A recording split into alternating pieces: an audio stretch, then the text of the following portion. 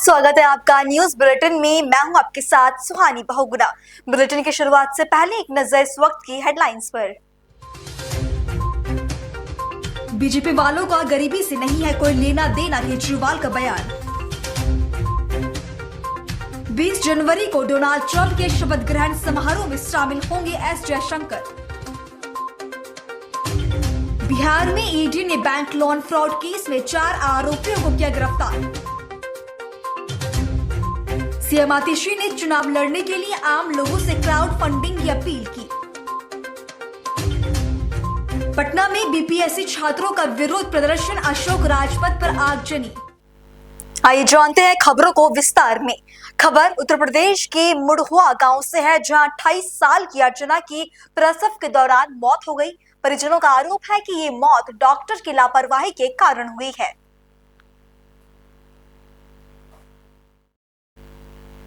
अर्चना की मौत के बाद उसके परिवार और ग्रामीणों ने शुक्रवार रात अस्पताल के खिलाफ हंगामा किया। वहीं सूचना मिलते ही सीओ चकिया और 3 थानों की पुलिस घटनास्थल पर पहुंची। बता दें कि अस्पताल संचालिका बिना रजिस्ट्रेशन के अस्पताल चला रही थी और घटना के बाद फरार हो गई। पुलिस ने शव को कब्जे में लेकर पोस्टमार्टम के लिए भेजा और शनिवार को मृतका के परिजनों की तहरीर पर मामला दर्ज कर जांच शुरू की।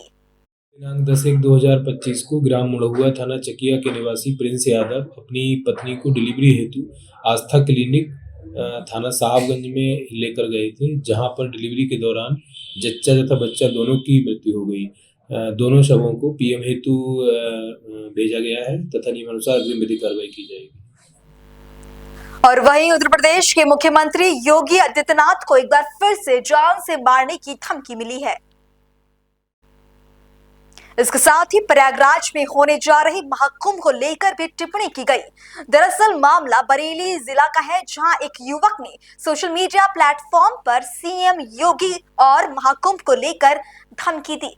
युवक ने सोशल मीडिया प्लेटफॉर्म पर लिखा है कि प्रयागराज में होने जा रहे कुंभ को नहीं होने देंगे, चाहे कितनी भी सर कलम क्यों ना करने पड़े। वहीं युवक द्वारा की गई पोस्ट को लेकर पूरे मामले की शिकायत पुलिस से की गई, जिसके बाद पुलिस ने आरोपी युवक को गिरफ्तार कर लिया है। इस मामले में सीओ सिटी पंकज श्रीवास्तव ने क्या कहा, आपको सुनवाते हैं। थाना प्रेम नगर में क्राइम नंबर 16/25 एक अभियोग पंजीकृत किया गया, जिसमें मेहनाज उर्फ फैज शनाफ असलम जो चौधरी तालाब थाना किला क्षेत्र का रहने वाला है, जिसके द्वारा दूसरे धर्म के प्रति, मंदिर के प्रति और माननीय मुख्यमंत्री जी के प्रति कुछ अपमानजनक टिप्पणी की गई थी। और उसके पश्चात जब इसका कुछ लोगों ने विरोध किया तो उनके खिलाफ भी कुछ घटनाएं कृत्य की गई। इसी पर अभियोग क्राइम नंबर 16/25 पंजीकृत हुआ, जिसको अरेस्ट किया गया है और उसके खिलाफ आवश्यक विधिक कार्रवाई की जा रही है। सपा सुप्रीमो अखिलेश यादव ने रेलवे स्टेशन निर्माण के हादसे पर भाजपा पर हमला बोला। उन्होंने कहा कि ये हादसा भाजपा के भ्रष्टाचार का नतीजा है। आगे उन्होंने क्या कहा, सुनिए। कन्नौज की घटना बहुत दुखद है। कंस्ट्रक्शन जिस क्वालिटी से के साथ कंस्ट्रक्शन के समय जो सेफ्टी रखने की जरूरत थी, लापरवाही बढ़ती गई और उसका परिणाम ये हुआ है कि अभी भी पूरी जानकारी नहीं मिली है कि आखिरकार सब मजदूर बच गए कि नहीं बचे। अस्पताल पहुंचाए गए हैं, मेडिकल कॉलेज भी पहुंचाए गए हैं, रेफर भी किए गए। हमें उम्मीद है कि किसी भी मजदूर की जान नहीं जाएगी।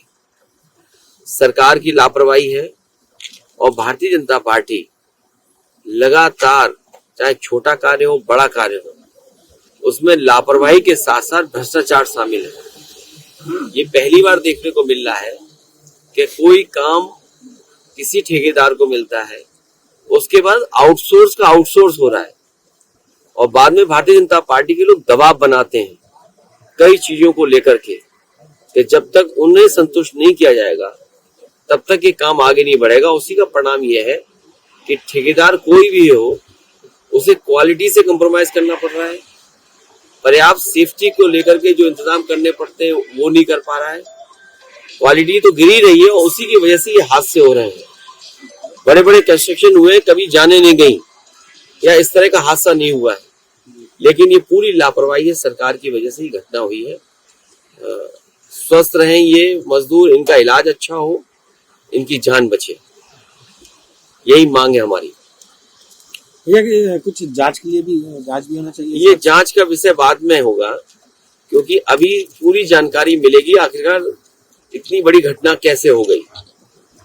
और रेलवे स्टेशन जो बनते हैं, हमने आपने कई रेलवे स्टेशन देखे होंगे, अंग्रेजों के जमाने के बने हुए, आज भी वैसे के वैसे दिख रहे हैं, मजबूत दिखते हैं।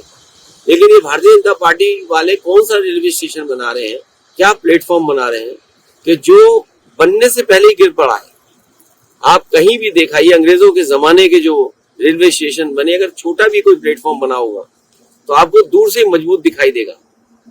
लेकिन इनकी सरकार में जो कुछ जहां भी बन रहा है, वो केवल इतना ही बन रहा है कि सरकार के समय तक रहे, बाद में रहे चाहे न रहे। भैया मजदूर ज्यादातर कन्नौज के हैं, कुछ मैनपुरी के हैं, तो इनकी मदद हमारी तरफ से पूरी मदद होगी। अभी सरकार की जिम्मेदारी बनती है कि पहले इलाज दिलाएं, इलाज कराएं, उनका अच्छा से अच्छा इलाज हो, उनकी जान बचे और सरकार ही मदद करे। हमारी मांग है ज्यादा से ज्यादा सरकार उनकी मदद करे, जिससे उनके परिवार और उनका जीवन यापन अच्छा हो सके। मान लीजिए कोई विकलांग हो गया, किसी को चोट की वजह से बहुत दिन काम नहीं कर पाएगा, तो आखिर आप मदद क्या कर रहे हैं? आपकी जिम्मेदारी बनती है कि उनकी मदद करें। वहीं कन्नौज रेलवे स्टेशन पर हुए हादसे को लेकर एक बड़ी अपडेट सामने आ रही है। रेलवे स्टेशन पर हुए हादसे में अब रेस्क्यू अभियान बंद कर दिया गया है। सुबह 6:30 बजे तक एसडीआरएफ और रेलवे की टीम ने रेस्क्यू किया। हादसे में 25 मजदूरों के घायल होने की सूचना मिली है। 9 मजदूरों को मेडिकल कॉलेज में रेफर कर दिया गया है। रेलवे स्टेशन की बिल्डिंग लैंटर पड़ते वक्त ध्वस्त हो गई थी, जिसके कारण कई मजदूर मलबे में दब गए थे। हादसे की जांच के लिए 3 उच्च स्तरीय टीम भी गठित की गई है।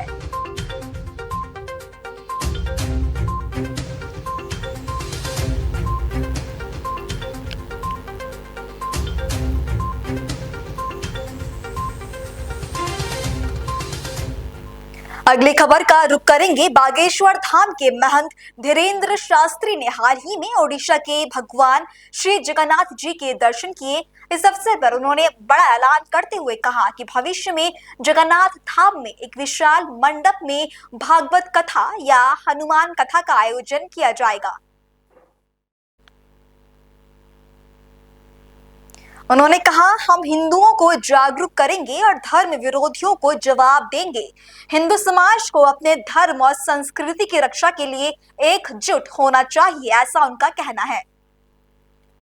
जय हो, बागेश्वर धाम की जय, गणपता श्री हनुमान जी महाराज की जय, यहाँ के सेवायत सभी आचार्य पुजारियों की जय।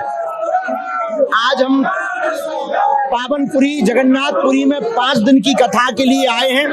बागेश्वर धाम के 200 परिवार चारों धामों की यात्रा कर रहे हैं। जो एक बंद कैंपस में 200 परिवार जो पूर्ववत निश्चित हैं, जिनके रजिस्ट्रेशन धाम से हुए, उनके साथ में कथा एक हॉल के अंदर की जा रही है। उसका प्रसारण लाइव बागेश्वर धाम पर किया जा रहा है, चैनल पर।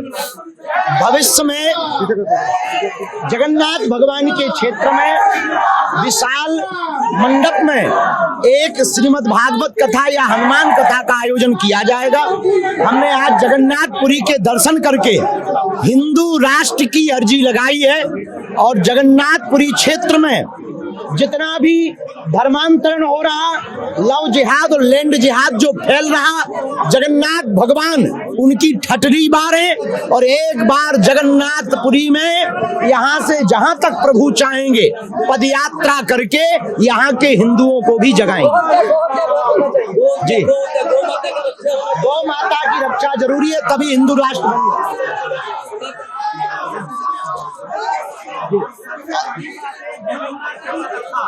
जी, इसके लिए अनवरत हम लगे हैं और बागेश्वर धाम यूट्यूब चैनल पर आज हमने 4 महिमाएं जगन्नाथ महाप्रसाद की कि यहाँ के कुत्ता के मुख में भी अगर महाप्रसाद का दाना लगाओ वो भी खा लो महाप्रसाद का किनका, तो भी गो हत्या के पाप से बच जाए। उड़ीसा में गो हत्या बहुत ज्यादा है, उस पर रोक लगनी चाहिए और उनको ठिकाने लगाया जाना चाहिए।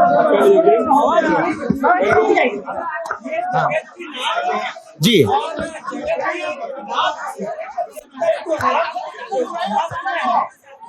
उसे हम पूरे दुनिया तक पहुंचाने का पूरा कार्य करेंगे। सबकी रस्सी थामे, सबकी रथ की रस्सी थामे सबके हाथ, पर सबकी रस्सी थामे जगन्नाथ।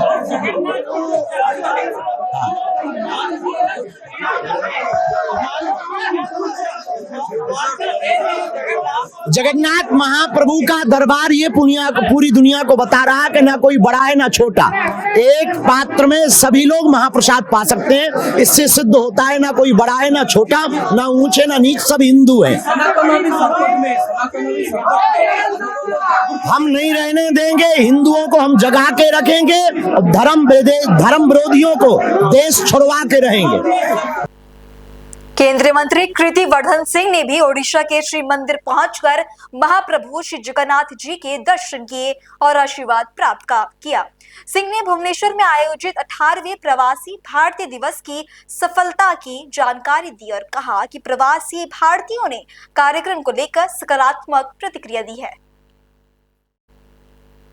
उन्होंने ओडिशा के विकास की ओर बढ़ते कदमों का जिक्र करते हुए मुख्यमंत्री नवीन पटनायक और विदेश मंत्री एस जयशंकर के योगदान की सराहना की। कार्यक्रम के समापन के बाद उन्होंने श्री जगन्नाथ जी के दर्शन कर देश और राज्य की समृद्धि की कामना की। सर सीधे दर्शन प्लीज आराम से भाई, थैंक यू। जी सर, प्रवासी दिवस का सफलता व्यवस्था। जी, ये देखिए, ये भगवान जगन्नाथ जी की कृपा है कि प्रवासी भारत दिवस भी उनके कृपा से बहुत अच्छे से हो गया। बहुत सारे देशों से हमारे प्रवासी भारतीय लोग आए थे, बहुत संख्या में आए थे और भगवान जगन्नाथ जी की कृपा से सब अच्छा हो गया। सब बहुत अच्छे से खुश होके गए हैं और उन लोगों को भी मौका मिला ऐसे प्राचीन मंदिर का दर्शन करने के लिए। मुझे भी आज 50 साल पहले, मैं जब बहुत छोटा था, 7-8 साल का था, तब मैं आया था और उसके बाद आज मुझे सौभाग्य प्राप्त हुआ कि मैं अपने परिवार के साथ, अपनी धर्मपत्नी के साथ, अपनी बेटे के साथ आया हूँ और मुझे ये देख के बहुत अच्छा लगा कि सरकार द्वारा इतना अच्छा प्रबंध, यहाँ जो श्रद्धालु आ रहे हैं उनको बिना कष्ट के एक अच्छे ढंग से, ऑर्गेनाइज ढंग से उनको सबको दर्शन करने का एक यहाँ पे एडमिनिस्ट्रेशन का जो सफलता है उसके लिए मैं सरकार को बधाई देता हूँ। क्योंकि क्या कुछ इंटरनल बात हुआ, प्रवासी भारतीय आए थे और कुछ इंटरनल डेवलपमेंट के लिए, उड़ीसा के डेवलपमेंट के लिए कुछ बात हुआ क्या? देखिए, आप ये जानिए कि प्रवासी भारतीय जो आते हैं उनसे हम लोग अलग अलग सेशन लेते हैं। माननीय मुख्यमंत्री जी ने भी जो उड़ीसा के लोग थे उनके साथ सेशन लिया, काफी संख्या में थे। हम लोगों ने भी जगह जगह आदरणीय हमारे एक्सटर्नल अफेयर्स मंत्री, आदरणीय विदेश मंत्री श्री जयशंकर जी ने भी अलग से भेंट की, हमने भी अलग से भेंट की और उन सब के जो सजेशंस हैं, जो सुझाव हैं, हम लोग रखते हैं, उसको लेते हैं। उस पे हम लोग मंत्रालय पे बैठ के उस पे विचार होगा और जो कुछ भी उनके सुझाव हैं उसको आगे के हम लोग रखा जाएगा। ओडिशा के लिए देखिए, हम लोगों ने ओडिशा में इसीलिए ये प्रवासी भारतीय दिवस से 2 साल पे होता है, इसीलिए ओडिशा में रखा है क्योंकि ओडिशा में ऐसे बहुत से स्थान है, धार्मिक स्थान है, कल्चरल स्थान है, अपने पुराने ये ऐतिहासिक स्थान है जिनको प्रवासी भारतीय लोगों को संज्ञान में लाना है, अवेयरनेस पैदा करनी है कि जो हमारी पुरानी, जो हमारी एक कल्चर है, समझ लीजिए, जो हमारा देश की जो महानता है उसके बारे में सबको जानना चाहिए, जानकारी हो और संख्या में आए। आपके अभी 27-28 तारीख में यहाँ पे एक बहुत बड़ा आपके ओडिशा गवर्नमेंट, ओडिशा सरकार टूरिज्म को लेके एक बहुत बड़ा यहाँ पे एक वो मीटिंग कर रहे हैं, कॉन्फ्रेंस होने वाली है, उसमें भी टूरिज्म को ही बढ़ावा देने की बात है और केंद्र सरकार से भी ओडिशा के टूरिज्म के लिए जो कुछ भी सहायता होगा वो भी किया जाएगा। कौन सा सेक्टर के ऊपर ज्यादातर फोकस दिया जा रहा है, जैसे कि और आपका भी देखिए, मैं आपको ये साधन श्रमिक ज्यादा से ज्यादा नहीं, मैं पश्चिम ओडिशा से जाते हैं। देखिए, मैं आपको दो चीज रखना चाहता हूँ। जहाँ तक ओडिशा के डेवलपमेंट की बात है, यहाँ की जो सरकार है और आदरणीय मुख्यमंत्री मांझी जी उसके लिए अपने ढंग से हर प्रकार का प्रयास कर रहे हैं, और उसमें जो हमारी केंद्र की सरकार है, ये हम लोगों की जिम्मेदारी है। हम लोग चाहते हैं कि ओडिशा के विकास के लिए जो कुछ भी केंद्र से सहायता हो सके वो की जाएगी, और उसके लिए जो एक संगठित रूप से जो एक प्लानिंग की जरूरत है, एक स्ट्रेटेजी बनाने की जरूरत है, उसमें हम दोनों की सरकार मिलके ओडिशा के डेवलपमेंट के लिए वो सारी चीजें। जय जगन्नाथ, बहुत धन्यवाद। कोटद्वार नगर निगम के निकाय चुनाव की चुनावी गर्मी धीरे धीरे बढ़ने लगी है और नेताओं के विवादित बयान थमने का नाम नहीं ले रहे। हाल ही में उत्तराखंड के वन मंत्री सुबोध उनियाल का एक बयान सोशल मीडिया पर तेजी से वायरल हुआ, जिसमें उन्होंने कांग्रेस द्वारा मेयर चुनाव में महिला प्रत्याशी को उतारने को लेकर विवादित टिप्पणी की थी। इस बयान पर कांग्रेस की महिला प्रत्याशी रंजना रावत ने कड़ी प्रतिक्रिया व्यक्त की। रावत ने इसे महिलाओं का अपमान बताते हुए सुबोध उनियाल और भाजपा के मेयर उम्मीदवार शैलेंद्र रावत पर तीखा हमला बोला।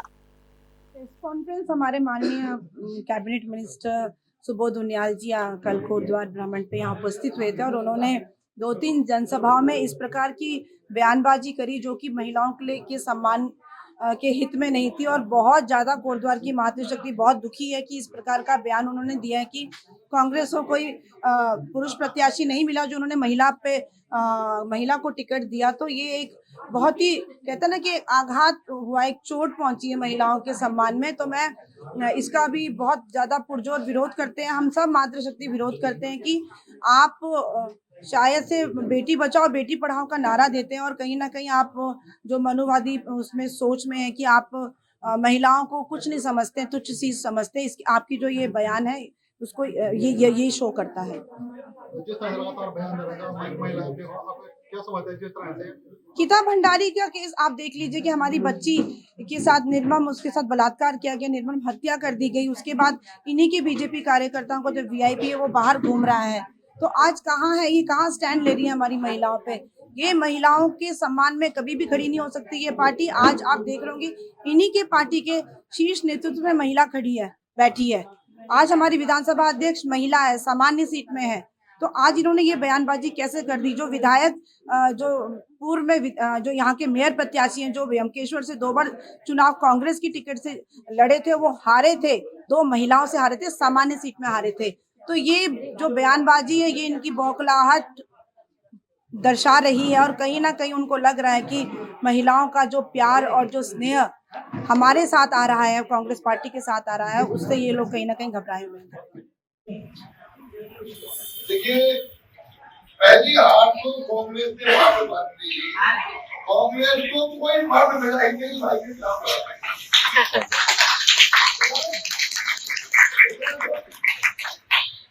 कांग्रेस की कितनी हिम्मत नहीं की कि उन्होंने ये कांग्रेस की बढ़िया। फिलहाल वक्त हो गया एक छोटे से ब्रेक का। बने रहे पल्स 24 न्यूज के साथ।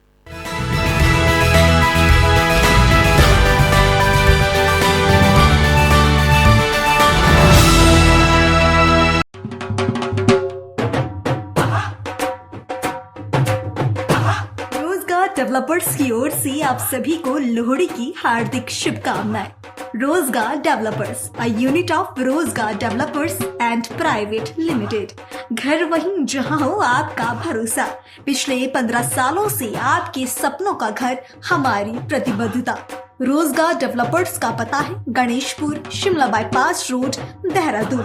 रोजगार डेवलपर्स से संपर्क करने के लिए अभी डायल करें 9897054026 पर या 8433207910 पर। रोजगार डेवलपर्स की ओर से आप सभी को मकर संक्रांति की हार्दिक शुभकामनाएं। रोजगार डेवलपर्स, अ यूनिट ऑफ रोजगार डेवलपर्स एंड प्राइवेट लिमिटेड। घर वहीं जहां हो आपका भरोसा। पिछले 15 सालों से आपके सपनों का घर हमारी प्रतिबद्धता। रोजगार डेवलपर्स का पता है गणेशपुर शिमला बाईपास रोड देहरादून। रोजगार डेवलपर्स से संपर्क करने के लिए अभी डायल करें 9897054026 पर या 8433207910 पर। रोजगार डेवलपर्स, अ यूनिट ऑफ रोजगार डेवलपर्स एंड प्राइवेट लिमिटेड। घर वहीं जहां हो आपका भरोसा। पिछले 15 सालों से आपके सपनों का घर हमारी प्रतिबद्धता। रोजगार डेवलपर्स का पता है शिमला बाईपास रोड गणेशपुर देहरादून। रोजगार डेवलपर्स से संपर्क करने के लिए अभी डायल कीजिए 9897054026 पर या 8433207910 पर।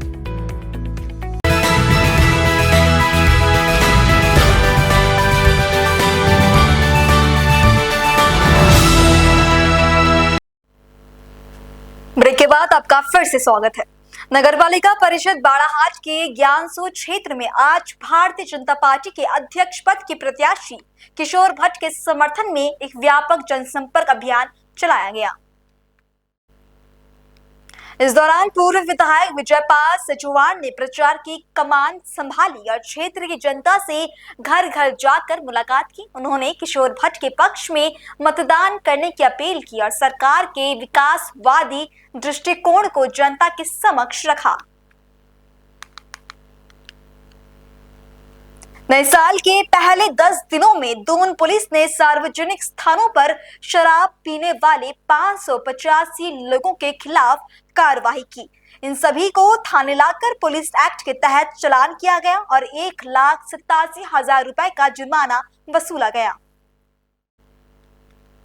साथ ही 278 वाहन चालकों को शराब पीकर गाड़ी चलाने के आरोप में गिरफ्तार किया गया है और उनके वाहनों को सीज कर दिया गया। दून पुलिस का यह अभियान लगातार जारी रहेगा ताकि शराब पीकर हुड़दंग करने और नियमों का उल्लंघन करने वालों के खिलाफ सख्त कार्रवाई की जा सके। वहीं आपको बता दें कि नशा तस्करों के खिलाफ भी दून पुलिस की ताबड़तोड़ कार्रवाई जारी है। नए साल में नशा तस्करों पर एसएसपी दून की सर्जिकल स्ट्राइक जारी है। 10 दिनों में नशा तस्करों के खिलाफ दून पुलिस की ताबड़तोड़ कार्रवाई जारी है। 42 नशा तस्करों को गिरफ्तार कर सलाखों के पीछे पुलिस ने जेल भेज दिया है। अभियुक्तों के कब्जे से लगभग 1.5 करोड़ रुपए मूल्य के मादक पदार्थ बरामद किए गए। कड़ी कार्रवाई के तहत आरोपियों के खिलाफ मामला दर्ज किया गया है। एसएसपी दून की निगरानी में यह अभियान चलाया जा रहा है।